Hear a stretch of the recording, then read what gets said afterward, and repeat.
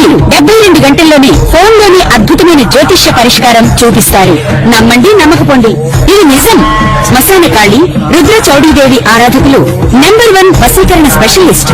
గురూజీ మనిషి పుట్టుక నుండి చనిపోయే వరకు వచ్చే అన్ని క్లిష్టమైన సమస్యలకు పరిష్కారం ఇక్కడ లభిస్తుంది. విద్య, ఉద్యోగం, వ్యవహారం, స్త్రీ ప్రేమ, పెళ్లి, సంతానం, స్త్రీ పురుష వశీకరణం, భూవశం, భార్యాభర్తల కలహాలు, కోర్టు సమస్యలు, విడాకుల సమస్యలు, చేతబడి, అప్పుల బాధ, ఇంకా మీకు ఎలాంటి సమస్యలు ఉన్నా 72 గంటల్లోనే శాశ్వత పరిష్కారం చేయబడును.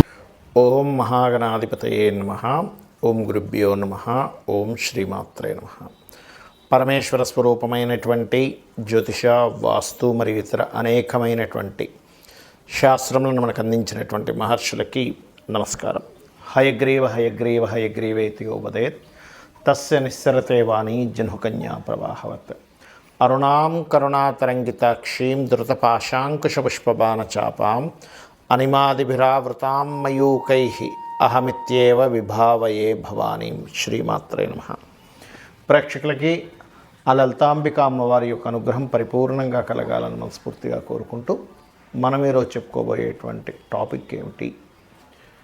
మనం ఎన్నో కష్టాలు పడుతూ ఉంటాం. అప్పులు,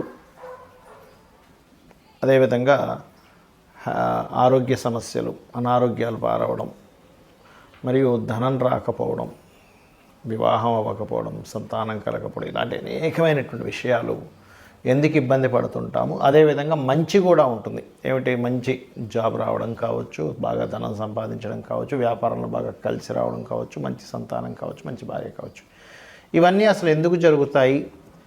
ఇబ్బంది ఎందుకు పడతాము? ఎందుకు వస్తాయి అంటే, మీకు పూర్వజన్మ కర్మ అనేటువంటిది ఒకటి ఉంటుంది. ప్రతి లగ్నం 12 రాసులు ఎలా ఉంటాయో 12 లగ్నాల్లో పుట్టిన వారికి, ఈ భూమి మీద పుట్టిన ప్రతి జీవి కూడా పూర్వజన్మ కర్మతోనే పుడతాడు. అది స్త్రీ కావచ్చు, పురుషుడు కావచ్చు, ఏదైనా ఒక జీవి కావచ్చు. ఆ పూర్వజన్మ కర్మ కంట్రోల్ చేయబడగలిగితే మీకు ఆటోమేటిక్గా ఇప్పుడు ఉన్నటువంటి సమస్యల నుంచి బయటపడగలుగుతారు. అది ఎలాగ చేసుకోవాలి? ప్రతి లగ్నంలో పుట్టిన వారికి ఆ పూర్వజన్మ కర్మను ఎలా తగ్గించుకోవాలి, పుణ్యాన్ని ఎలా పెంచుకోవాలి అనే విషయాన్ని ఇప్పుడు మనం తెలుసుకుందాం. అయితే ఈ విషయాలు చెప్తుంది నేనైనప్పటికీ కూడా చెప్పిస్తుంది సాక్షాత్ లలిత అమ్మవారిగా భావిస్తూ ఒక్కొక్క లగ్నం నుంచి తెలుసుకుందాం. లగ్నం తెలియని వారు రాశి నుంచి చూసుకోండి. సింహలగ్నము, సింహరాశి. సింహం వారికి న్యాచురల్గా ఉండేటువంటి తత్వం ఏమిటంటే యూనిక్నెస్ ఎక్కువగా ఉంటుంది. మీకు పూర్వజన్మ కర్మ ఏ రూపంలో మీకు వెంటబడుతూ ఉంటుంది అంటే, మీరు గమనించండి, మీ యొక్క జీవిత భాగస్వామితో సంబంధాలు కలిగి ఉంటుంది మీ పూర్వజన్మ కర్మ అనేటువంటిది. అంటే మీ జీవిత భాగస్వామి దూరంగా వెళ్ళడము, లేకపోతే తనకు విదేశీ యోగాలు కలగడము. సహజంగా సింహలగ్నంలో జన్మించినటువంటి వ్యక్తులకి వాళ్ళ జీవిత భాగస్వామి దూరంగా కనుక వెళ్ళినట్లయితే, అంటే ఏ విదేశాలకో లేకపోతే ఇంకోటి ఏదో ప్రాంతానికి వెళ్ళినప్పటి నుంచి వీళ్ళకి లైఫ్ అనేది మంచి స్థితికి వెళ్తూ ఉంటుంది. అయితే ఇక్కడ సింహం వారికి ముఖ్యంగా ఉపాసించాల్సిన దేవత ఏమిటి? ఎందుకంటే ఉపాసించాల్సిన దేవత తెలుసుకోవడం వల్లే మీకు మీ జన్మజాతకం మీద మీకు పట్టు పెరుగుతుంది. అంటే మీరు ఏదైతే సంకల్పం అనుకుంటారో, మీ సంకల్పం వల్ల అది ఈశ్వర సంకల్పంగా మారి మీరు చేయగలుగుతూ ఉంటారు. ఒకవేళ గ్రహం గనక 6వ స్థానంలో ఉండే గ్రహాలు లేదా మీకు 11వ స్థానంలో ఉండే గ్రహాలు కనుక పాడై ఉన్నట్లయితే అది పూర్వజన్మ కర్మను మరింత ఎక్కువగా పెంచుతూ ఉంటుంది. అంటే అలాగా మీరు 2 రాసుల్లో ఉండే గ్రహాలు పాడయ్యే సింహలగ్నం వారికి ఉదాహరణకి, వాళ్ళు అప్పుడు అప్పులు చేసి బిజినెస్ చేసి ఇబ్బంది పడుతూ ఉంటారు. కాబట్టి శనిలో బుధుడు వచ్చినా, బుధుల్లో శని వచ్చినా, ఆ గ్రహాలు పాడైనా కాస్త జాగ్రత్తగా ఉండండి మీరు. అయితే ఆ గ్రహాల యొక్క స్థితిగతులు బాగున్నాయి, నీచభంగ రాజయోగాలు ఏర్పడ్డాయి అన్నప్పుడు వేరు. మళ్ళీ పూర్తిగా జాతకాన్ని పూర్తిగా పరిశీలన చేసి మాట్లాడుకోవాలి ఎప్పుడు కూడా. మీరు యూనిక్నెస్ ఎక్కువ ఉంటుందని చెప్పుకున్నాము. అయితే మీరు ఎక్కువగా ఈ జీవిత భాగస్వామిని ఎంపిక చేసుకునే విషయంలో, లేదా జీవిత భాగస్వామి ద్వారా, లేదా పార్ట్నర్స్ ద్వారా, బుధుడు కూడా పాడైతే పార్ట్నర్స్ చేసే బిజినెస్ ద్వారా కూడా మీరు పూర్వజన్మ కర్మ అనేది ఎంటర్ అయిపోయి ఆ పరంగా సఫర్ అవుతూ ఉంటారు. మరి దాని నుంచి ఎలా తప్పించుకోవాలంటే, ముఖ్యంగా మీరు నువ్వులు, పెసలు దానంగా ఇవ్వండి. లేదా మీ లగ్నం నుంచి 6వ స్థానంలోని లేదా 11వ స్థానంలో, మీ లగ్నం సింహలగ్నం కదా, 6వ స్థానం అంటే మకరంలో ఉండే గ్రహాలకి మిథునంలో ఉండే గ్రహాల్లో అంటే మకరంలో ఉండే గ్రహాలు ఏవైతే ఉంటాయో వాటికి సంబంధించిన దానం కానీ, మిథున రాశిలో మీ లగ్నం నుంచి 11వ రాశిలో ఉండే గ్రహాలకు సంబంధించింది కానీ దానం ఇవ్వండి. అది మీకు ఎండింగ్లో చెప్తా ఏ దానాలు ఇవ్వాలనేది. అలాగే మీరు ఎక్కువగా ఆరాధన చేయవలసినటువంటిది దక్షిణామూర్తి, దత్తాత్రేయుడు, నరసింహస్వామి యొక్క ఆరాధన చేయడం అన్ని విధాలా మీకు బాగుంటుంది. ఉదాహరణకి మీకు ఏ దానాలు ఇవ్వాలో చెప్తానని చెప్పాను కాబట్టి, రవి గనక ఉన్నాడు మీకు 6వ స్థానంలో, లేదు మీకు ఇప్పుడు దాకా చెప్పినటువంటి పూర్వజన్మ కర్మ ఏ రాసుల్లో ఉండే గ్రహాలని చెప్పాను కదా, ఆ రకంగా రవి గనక ఉన్నట్లయితే గోధుమలు దానంగా ఇవ్వండి. సూర్యభగవానుడి దగ్గర దీపారాధన చేయండి, లేదా సూర్యభగవానుడికి అర్ఘ్యం వదలండి. చంద్రుడు ఉన్నాడు, బియ్యము దానం ఇవ్వడం ప్లస్ వైట్ కలర్ క్లాత్.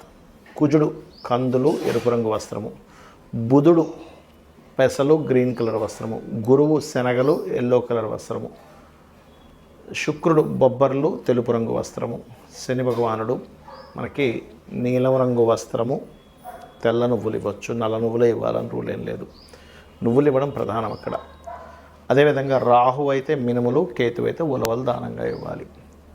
ఇవి ఇవ్వలేమండి, మాకు తీసుకునే వాళ్ళు లేరు, టెంపుల్ సరిగ్గా లేవు, తీసుకునే వాళ్ళు తీసుకోవట్లేదు, ఇంకోటి ఏదైనా మార్గం ఉందా అంటే, మీరు గోశాలకు వెళ్ళి గోధుమలు ఇచ్చే బదులు గోధుమ రవ్వ తినిపించండి గోవుకి, బియ్యం బదులుగా బియ్యం పిండి తినిపించండి గోవుకి, కందులు బదులుగా క్యారెట్స్ తినిపించండి కుజుడికి సంబంధించింది. అదేవిధంగా పెసలు బదులుగా గోవుకి గోంగూర కూరగాయలు తినిపించండి, అందులో దేశీవాలి ఆవుకు తినిపించాలి.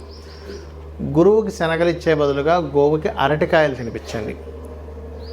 బొబ్బర్లు తినిపించడం కాకుండా బొబ్బర్లు ప్లేస్లో ఏదైనా తీపి పదార్థం, తీపి చపాతీకి చక్కగా తేనె పూసి ఆ 3 చపాతీలు చిన్న చిన్న ముక్కలుగా తీసి తినిపించండి. శనికి సంబంధించిన నువ్వులు దానం ఇస్తున్నాం కదా, నువ్వులు బదులుగా నువ్వులు తినిపించకూడదు గోవుకి తీసుకెళ్ళి, ఏదైనా ప్రెగ్నెన్సీ ఉంటే అది ఇబ్బంది అయితే మీకు ఇంకో దోషం ఏర్పడుతుంది. బెల్లము తినిపించండి చక్కగా గోవుకి, పిడికెడి బెల్లం పెట్టండి సరిపోతుంది. మినుములు బదులుగా మీరు 4 బెల్లపు ఉండలుగా చేసి తినిపించవచ్చు. కేతువుకు సంబంధించిన ఉలవలు బదులుగా గ్రాసము తినిపించవచ్చు గోవుకి. ఇది ప్రధానంగా చేయండి. అలాగే మీకు పంచమంలో ఉండే గ్రహానికి సంబంధించిన ఉపాసన చేయాలని చెప్పారు. పంచమంలో ఉండే గ్రహం ఏమిటి చూసుకొని, పంచమాధిపతే ఉన్నాడు, వెళ్ళి ఇంకో గ్రహంతో కలిసాడు, లేదా పంచమంలో ఏదైనా గ్రహం ఉంది.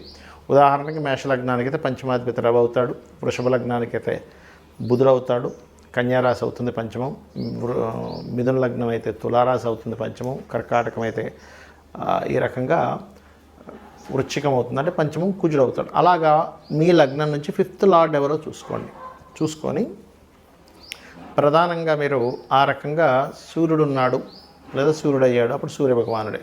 చంద్రుడు ఉన్నాడు, ఎక్కువగా మీరు చేయవలసిన ఉపాసన దేవత రాజరాజేశ్వరి అమ్మవారు.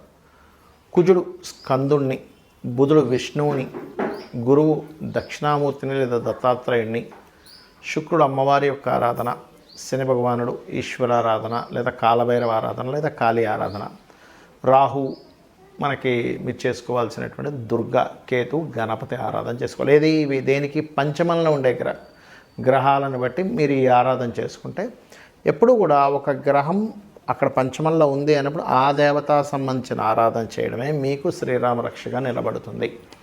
మరి లగ్నం తెలియదు, రాశి తెలియదు, ఏం చేయాలి? సింపుల్, లలిత చదువుకోండి లేదా సూర్య నమస్కారాలు చేసుకోండి. నాకు నక్షత్రము, రాశి, లగ్నం ఏమీ తెలియదండి, నేనేం చేయాలి అంటే దీనికంటే బెస్ట్ మరొకటి లేదు. చక్కగా ఉదయం నిద్ర లేచి సూర్య నమస్కారాలు చేసుకోవడం, మీరు సూర్యుడికి అర్ఘ్యం వదలడం, చక్కగా సూర్యభగవాన్ ఎదురుగా నిలబడి మనస్ఫూర్తిగా నమస్కారం చేసుకోవడం, లలితా సహస్రనామాలు వినడం కానీ చదవడం కానీ చేయండి ఉదయము సాయంత్రం. దానికి మించిన రెమెడీ మరొకట్లేదు. అలాగే ఇక్కడ మీ జన్మజాతకంలో ఎటువంటి గ్రహ దోషాలు, చాలా దోషాలు ఉంటాయి. బాలారిష్టాలని, లేకపోతే మీకు ఫలానా ఎల్నాడిసనని, లేకపోతే ఫలానా రకరకాలు ఉంటాయి. ఎలాంటిది ఉన్నా ఒకటే గుర్తుపెట్టుకోండి, వీటన్నిటినీ నడిపించేది అమ్మవారు. అమ్మవారు నడిపిస్తుంది కాబట్టి నేను అమ్మవారిని పట్టుకుంటే శక్తిని ఇస్తుంది, తట్టుకునే శక్తిని ఇస్తుంది అనేటువంటి కాన్సెప్ట్ ఒకటి మీ మైండ్లోకి రావాలి. ఆటోమేటిక్గా మీకు అన్ని విధాలా బాగుంటుంది. శ్రీమాత్రే నమః.